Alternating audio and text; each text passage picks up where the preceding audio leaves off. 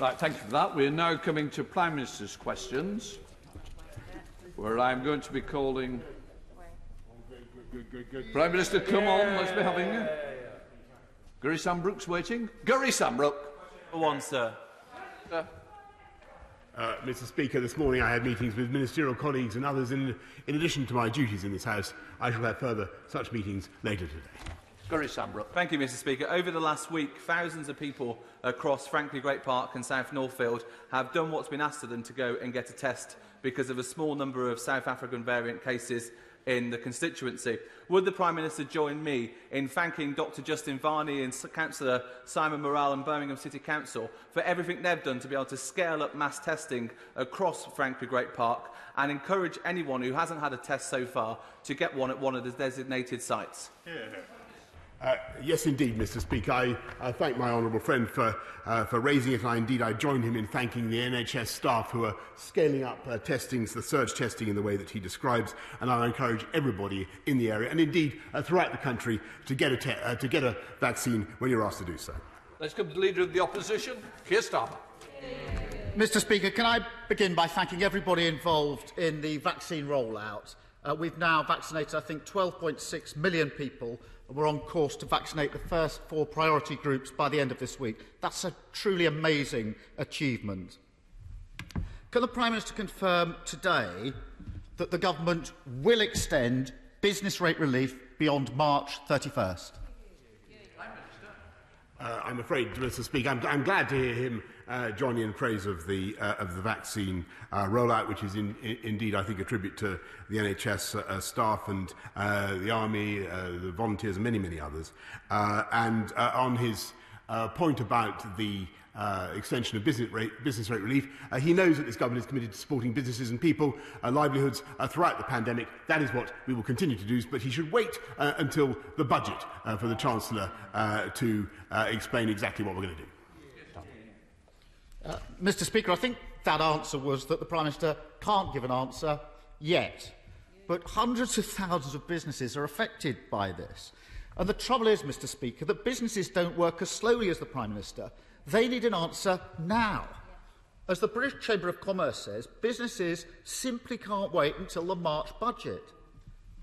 Let me try another vitally important question for businesses and for millions of working people.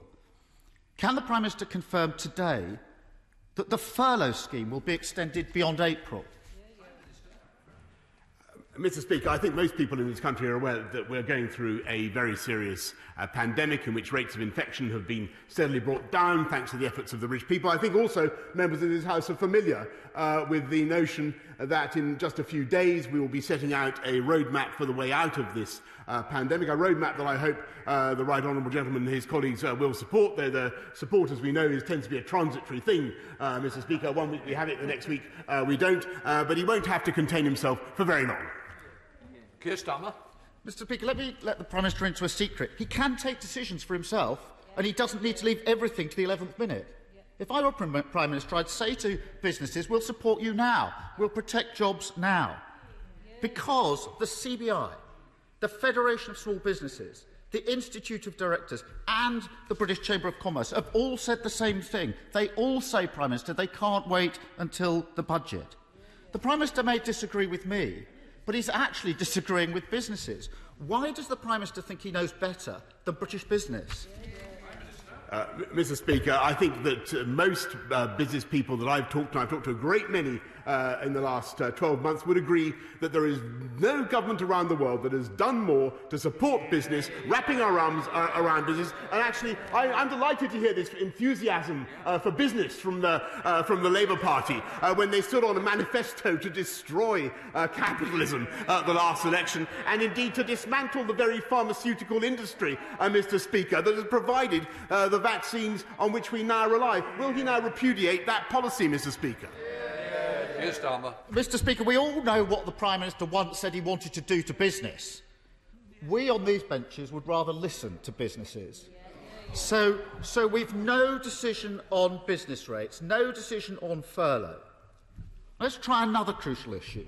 And Prime Minister, no excuse for delaying this time, because this has to be decided before the March budget, and the Prime Minister doesn't need to check with the Chancellor. So will the Prime Minister now commit to extending the evictions ban on residential properties beyond February the 21st? Mr. Speaker, I've said repeatedly that what we will do in this government and throughout this pandemic is put our arms around the British people, support them throughout the pandemic and make sure that people are not unfairly evicted during the pandemic. That is what we will do. What I hope very much, Mr. Speaker, is that we may hear from the right honourable gentleman opposite that he not only has now had a Damascene conversion to the importance of business, but a Damascene conversion to supporting all the government's policies to support business, rather than sniping from the sidelines. Why doesn't he just get behind us and back the government, back us in our efforts to back business and back the British people? Keir Starmer. Mr. Speaker, I'm not going to take lectures from a man who wrote 2 versions of every column he ever wrote as a journalist, who proposed Donald Trump for a Nobel Peace Prize and gave Dominic Cummings a pay rise. Back to the question. Another area where the Prime Minister repeatedly delayed and now changes policy pretty well every day is securing our borders against variants of COVID. Every week the Prime Minister comes here and says we've got one of the toughest regimes in the world.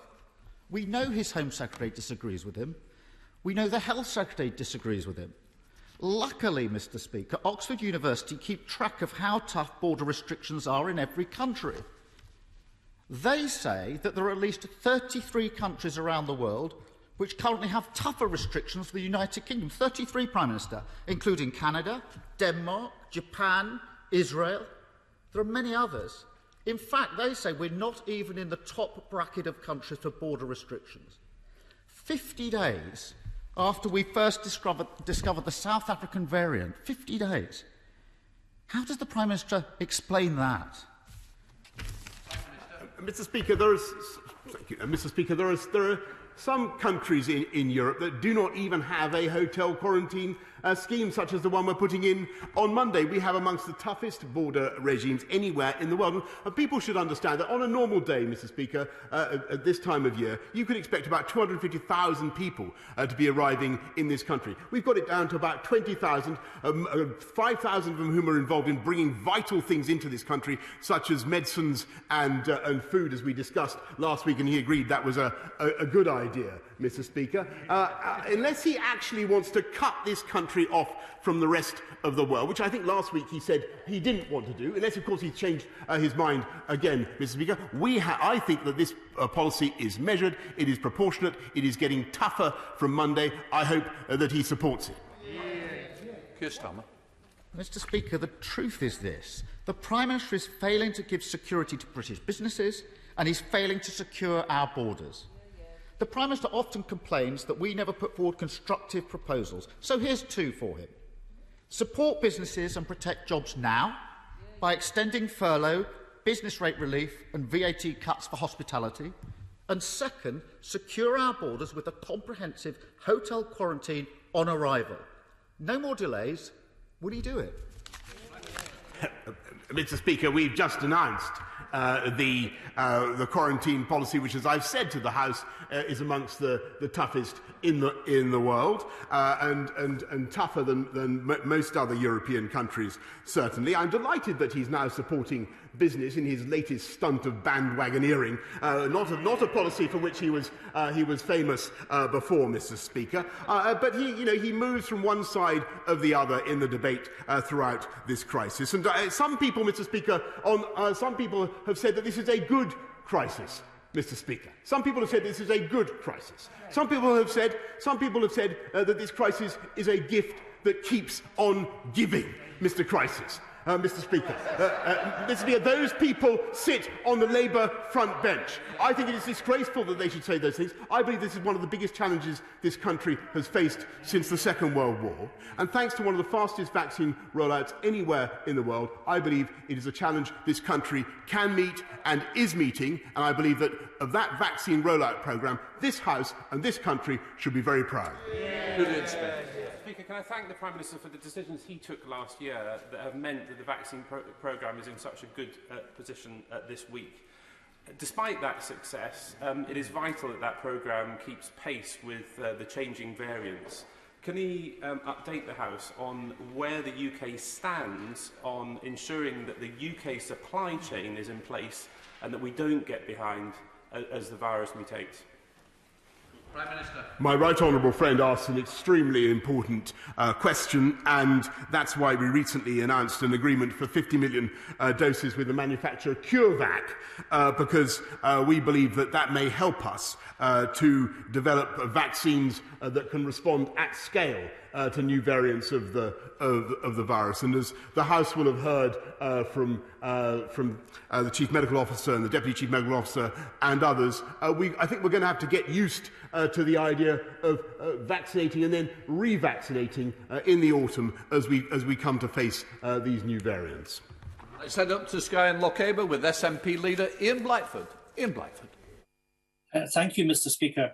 New research from the Joseph Rowntree Foundation and the baby bank charity Little Village has revealed that 1.3 million children under 5 are living in poverty in the United Kingdom. This is a truly shocking figure that should make this Tory government utterly ashamed. The Scottish National Party has repeatedly called for a financial package to boost household incomes and reverse this Tory child poverty crisis. The Prime Minister has the power to tackle child poverty right now by making the £20 uplift to universal credit permanent and by extending it to legacy benefits. The Tory government's been stalling on this for months. Will the Prime Minister finally act, or will he leave millions of children out in the cold? Minister.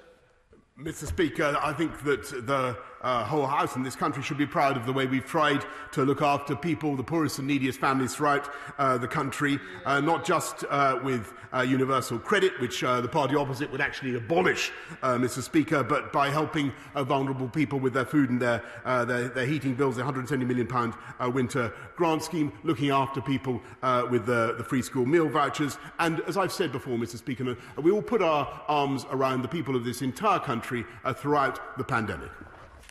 Let's return to Scotland with Ian Blackford. Ian Blackford. I have to say, Mr. Speaker, that was pathetic. That was no answer. We're talking about 1.3 million children under 5 in poverty. Let me quote, "She cried on her doorstep because I gave her nappies, wipes and winter clothes for her child. I went away with a lump in my throat." These are the words of Emily, a baby bank worker who's supporting families that the Tories have pushed into poverty through a decade of cuts. They don't need more empty words from a Prime Minister who simply doesn't care enough to act. Mr. Speaker, this morning a new report from Citizen Advice Scotland warned that Tory cuts could reduce the value of universal credit by as much as a quarter just when people need this money the most. Will the Prime Minister agree to meet with me and other opposition parties ahead of the budget for an urgent summit on tackling child poverty, or will he be yet another Tory Prime Minister who leaves a generation of children languishing in poverty? Mr. Speaker, I must say that I reject entirely what the Right Honourable Gentleman has just said, because I don't believe that any government could have done more to help the people of this country throughout this pandemic, and we will continue to do so. And yes, of course, we bitterly lament and reject the poverty that some families unquestionably suffer. And it is tragic that too many families have had a very, very tough time during this pandemic. But we will continue to support them in all the ways that we have set up. And I may say to the Right Honourable Gentleman, there is a profound philosophical difference between him and me.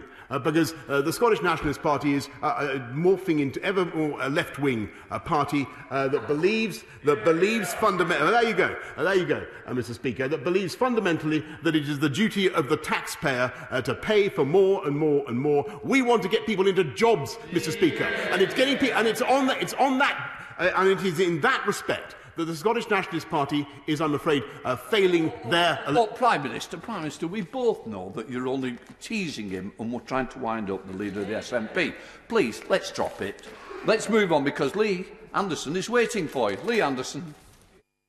Thank you, Mr. Speaker. A new free port for the East Midlands will create over 60,000 new jobs and provide a massive boost for employers such as Cornton Engineering and Abacus in Ashfield.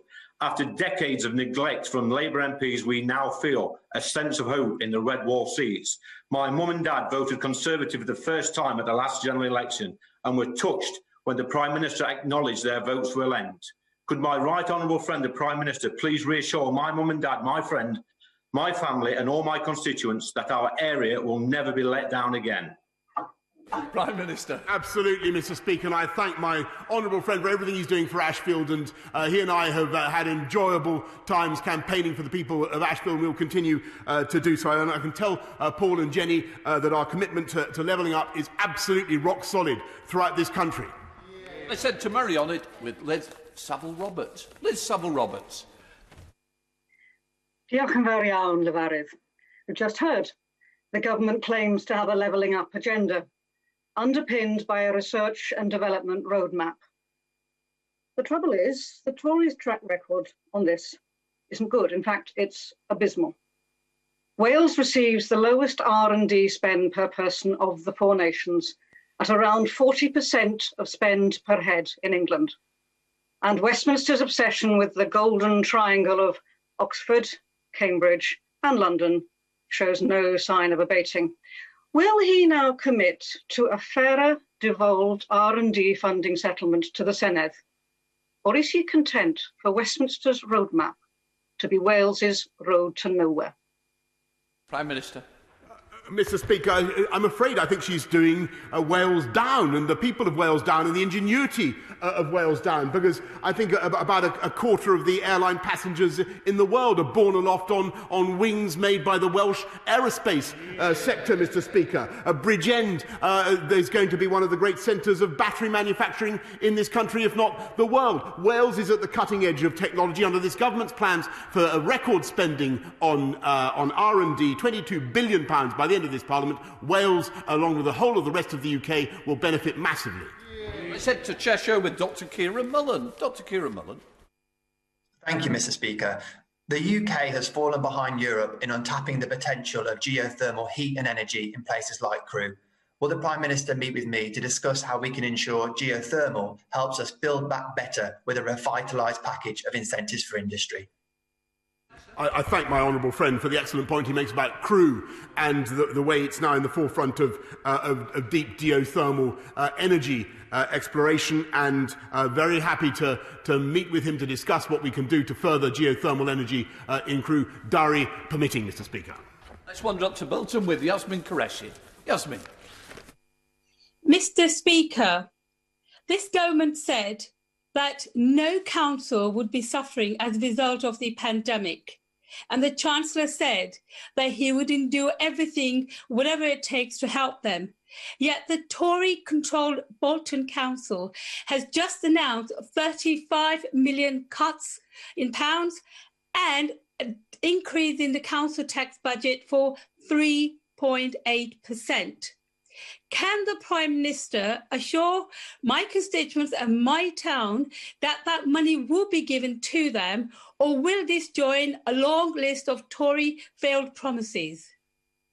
Minister. I want to congratulate, Mr. Speaker, the great Conservative-controlled Council of Bolton for everything they're doing and continue to do throughout this pandemic to look after the people of Bolton. I know what incredible work local officials do, and I thank them very much for it. And we believe, since we believe so strongly in local government, Mr. Speaker, as a creature of local government myself, I'm proud that we've invested £4.6 billion in supporting local government just so far in this pandemic. Sajid Javid. Mr. Speaker, from rainforests to coral reefs, the world's ecosystems are at risk of catastrophic decline. That was the conclusion of the Dasgupta review last week, which my right honourable friend rightly welcomed. This threat to our biodiversity is not just a moral failure, it is economically short-sighted too. When I asked Professor Dasgupta to carry out this work, he told me that it would not be complete until after the UK had hosted the COP26 summit. But now, given that the summit has been delayed until later this year, and that it will take place alongside our presidency of the G7, does my right honourable friend agree with me that the UK has been presented with a unique opportunity to show global leadership on how we can better protect our most precious asset, nature. My right honourable friend is absolutely right. And I thank him for what he's doing himself in this area. And I want the House to know that we want our COP, the UN COP26 summit, to be a landmark event, not just for tackling climate change, but also in biodiversity. And I think it's high time that the leaders of the world took a step to reverse the loss of habitats and species that we've seen over the last century. Let's head up to Oxfordshire with Layla Moran. Layla Moran. Thank you, Mr. Speaker. It's estimated that up to 400,000 people are living with the debilitating effects of long COVID, and some of these are NHS heroes who caught COVID in that first wave. Nearly a year later, I've heard from a doctor who says she wonders if she'll ever be able to walk unaided again, let alone manage a full day of work. Does the Prime Minister recognise that for this group, long COVID is an occupational disease? And will he set up a compensation scheme similar to what we offer our armed forces, so that we ensure that those who have lost their livelihoods by saving lives are fully supported? Thank the honourable lady, because she's right to highlight the incredible sacrifice and effort of NHS staff, many of whom sadly have contracted COVID in the course of their duties, and a great many of whom have sadly continued to be affected by that disease. We must study the long-term effects of COVID and make sure that we continue to look after our wonderful NHS staff throughout their careers. To Yorkshire with Julian Sturdy. Julian Sturdy. Thank you, Mr. Speaker. Can the Prime Minister confirm today that all students will be back in school no later than the 8th of March and commit to starting any phased return straight after half term, so that the really damaging effects of being away from school are not drawn out for any longer than is absolutely necessary? Mr. Speaker, I can certainly confirm that we're going to do everything we can, and I know that that's the settled will of most people in this House, to get our kids, get school children back on March the 8th, if we possibly can. I'll be setting out for my honourable friend as much as we can say on Monday, and then in the week of the 22nd, we'll be setting out a roadmap and setting out the way forward for schools. But we've got to make sure we keep this virus under control, Mr. Speaker. It is coming down, but we cannot take our foot off its throat. Let's head up to the North East with Ian Mearns. Ian Mearns. Very grateful, Mr. Speaker. Having sat on the HS2 Hybrid Bill Committee for 15 months, I was a sceptic as to the economic benefits of the project for the North East. But HS2 is going ahead, at least in the south. It's therefore crucial that the eastern leg of HS2 goes ahead, not just for Yorkshire and the East Midlands, but also for the North East. The Prime Minister has made repeated promises to the people of the North East of his intention to level up and to connect and create opportunities for people here in places like Gateshead. So, as we strive to recover from the damage done to so many families and businesses by the pandemic, will the Prime Minister commit to beginning the work on the eastern leg of HS2, starting in the North East, to run simultaneously with the construction in the south, so that our region is not forced to wait another couple of decades for 21st century rail connectivity? Prime Minister.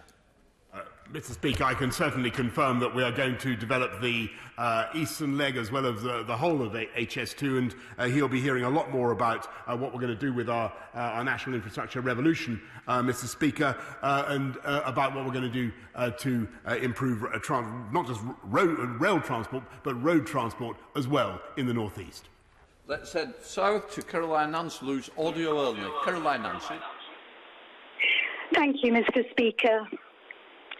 There is no shortage of commitment or compassion in my town of Eastbourne for homeless people who are vulnerable and need complex support.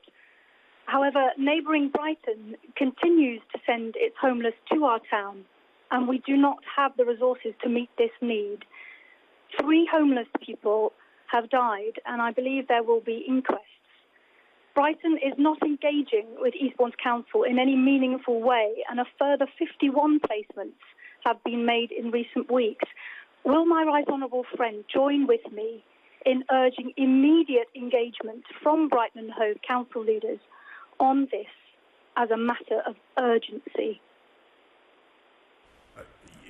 Yes, indeed, Mr. Speaker, and I thank Brighton Council and for cooperating with Eastbourne Council in getting this done. There must be cooperation.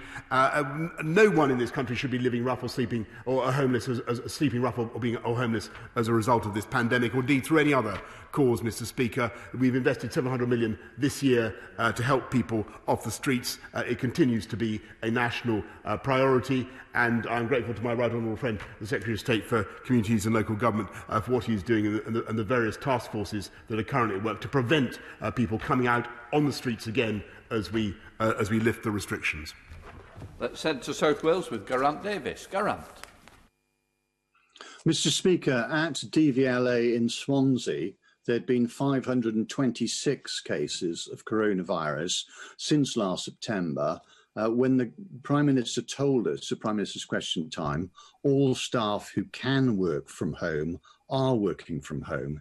Yet in March last year, 250 people were working on site. Now the numbers are in their thousands, facing a more infectious and widespread disease. And yesterday, 90 people were sent home following the latest outbreak of coronavirus just before the weekend. So given that BT are on standby to install home secure technology to allow home working, will the Prime Minister meet with me and the union PCS ahead of the strike ballot next week so that workplace numbers can be reduced until the vaccine is rolled out to keep people safe and to avoid an unnecessary strike?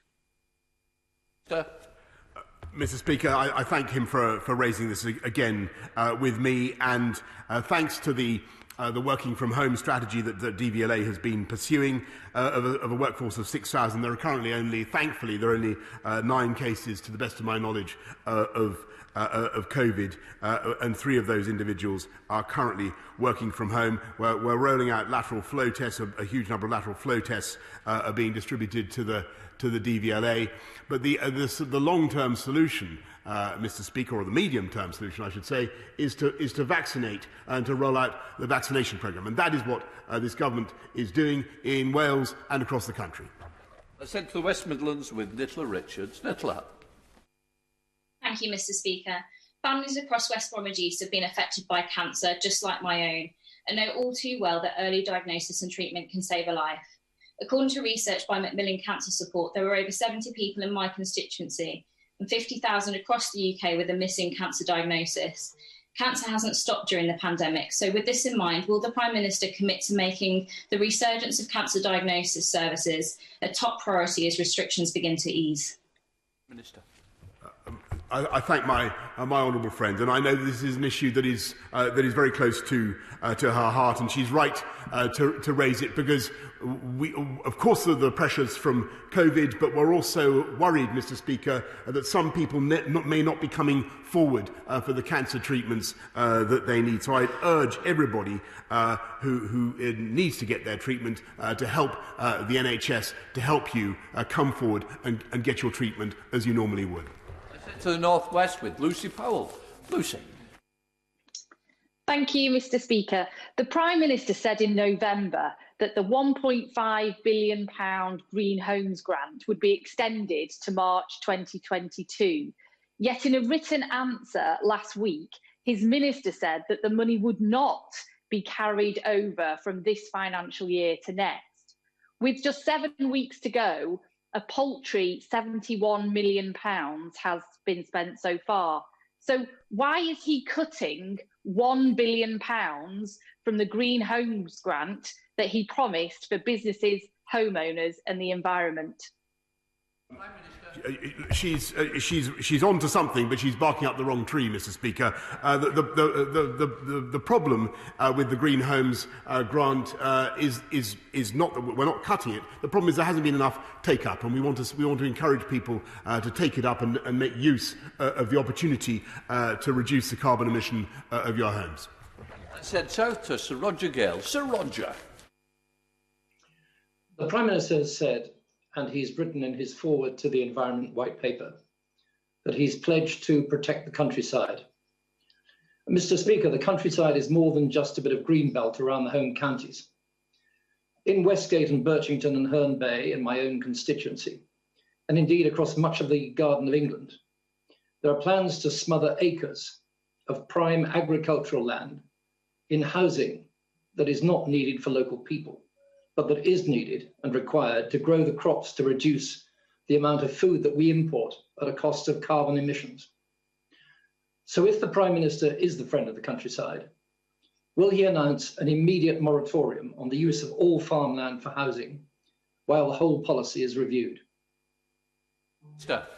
Mr. Speaker, I think I just heard the honourable gentleman say that he wants an immediate moratorium on the construction of all housing. Maybe I misunderstood. I don't think that to be realistic. But what I can certainly tell him is that we will take very seriously the points he makes. I know that my right honourable friend, the Secretary of State for Communities and Local Government, has met him and will be glad to meet him again to discuss the subject he raises. But this government's commitment to nature and to the countryside is unmatched. We've just consecrated 30% of our land surface, Mr. Speaker, to nature. Let's head up to Airdrie with Neil Gray. Neil Gray. Thank you, Mr. Speaker. I had a meeting recently with the PCS about public sector pay and heard from constituents in Shotts and Calderbank who work for UK government departments. Both are struggling to cover over a real terms pay cut over decades. One has had to take partial early retirement so the lump sum could keep him going. What will the Prime Minister say to the Chancellor to convince him of the need to properly reward all those who have been on the front line during the COVID pandemic and at the very least follow the Scottish Government's lead in fully funding a rise in public sector pay? Prime Minister. Mr. Speaker, we have seen above inflation increases in public sector pay, and that is quite right. And we support particularly increases in investment in our NHS, and you'll know the package that we put in place for nurses. But the single best thing that we can do is support the living wage, which this government introduced, and which this government introduced, and which we have now increased by record amounts 2 years in a row. And I see the Scottish Nationalist Party, forgive me, Mr. Speaker, the National. I don't know whether they're nationalists or not. Perhaps they can clear it up. Whether they think, maybe are they? It's up earlier for you. Are they a national party without being nationalists? It's an interesting semantic point, Mr. Speaker. I think they're trying to claim that they pioneered the living wage. I don't think that's right, Mr. Speaker. I seem to remember that it was a certain mayoralty in London that massively increased the living wage when they weren't off the starting blocks, Mr. Speaker. In which case, let's go down to Somerset, who is ready on the starting blocks with Ian Littlegranger.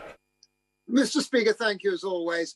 I am delighted my honourable friend is defending democracy by pushing ahead with local elections. But here in the land of King Alfred, the people desperately want to give their verdict on Somerset County Council, which I'm afraid has been using COVID money to spend on things that have nothing to do with the pandemic. They have submitted to the government a form which says that nothing, and I fear that my right honourable friend has been misled. We need a referendum down here to test public opinion quickly. But would my right honourable friend, a proud man of Somerset, who understands history more than most of us, not agree the time has come to put our county back together and that we have the whole of Somerset being looked after by Somerset? I know King Alfred would approve of it, and I know the people of Somerset will certainly support the Prime Minister if he supports us. Prime Minister. Mr. Speaker, I thank my right honourable friend, who is a great advocate of Somerset and committed to his constituents, and I thank him for what he's doing. He's raised this now twice with me, and I thank him for that. But my humbly suggest that the best way forward is for the consultation to proceed and for local people to decide what the best form of government, local government, is that they want. Let's head for our final question from Northern Ireland with Gregory Campbell. Gregory Campbell. Thank you, Mr. Speaker. Prime Minister, you're aware now of the problems we warned about over many months before the Northern Ireland Protocol was introduced. These problems are scheduled to get worse from April. Can you outline a timeline where people in Northern Ireland, and indeed all across the UK, as indicated in the e-Parliament petition last week, when all of us can enjoy free trade across the nation, including from GB to NI, as every other independent trading nation enjoys.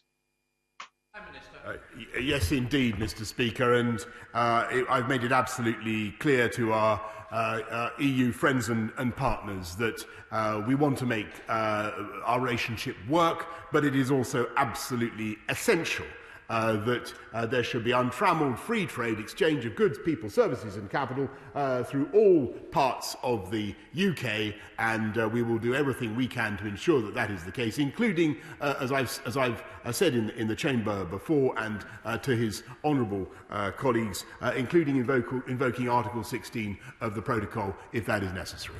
I'm suspending the House for 3 minutes to enable the necessary arrangements for the next business to be made. Order.